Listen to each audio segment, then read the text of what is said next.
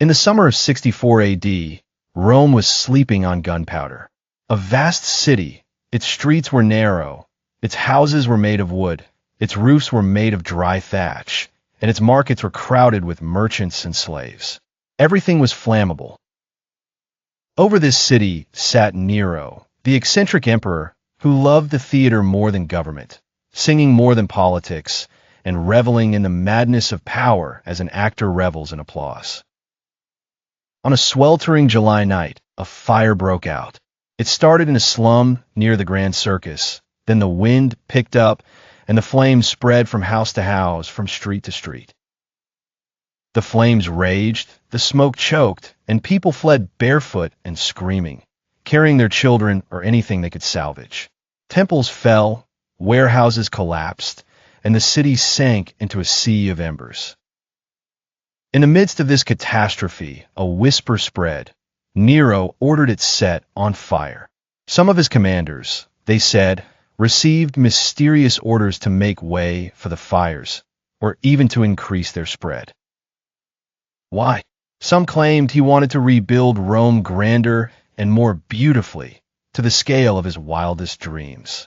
Others said he wanted a new stage to showcase his musical talents, a burning city as the backdrop for his songs. Even the most terrifying legend had Nero sitting in his golden palace, watching the flames devour the horizon, playing his lyre as he sang verses about the fall of Troy. For 6 full days, Rome burned, then died down. But just as the city breathed a sigh of relief, the flames reignited, as if refusing to die. By the end, 2/3 of the capital had collapsed into ashes. Thousands of lives were lost, tens of thousands were left homeless, and curses against the emperor echoed. Nero, to deflect suspicion from himself, pointed the finger at a small, hated, and obscure group, the early Christians. He captured them, brutally tortured them, and made them human torches lit in the gardens of his palace at night.